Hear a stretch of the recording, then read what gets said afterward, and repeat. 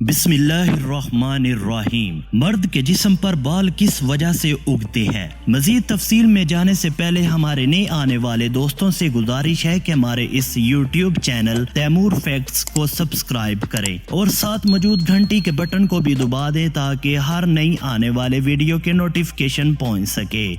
नीज हमारी हौसला अफजाई के लिए हमारी वीडियो को लाइक और शेयर जरूर किया कीजिए। तो चलिए अपनी वीडियो की तरफ।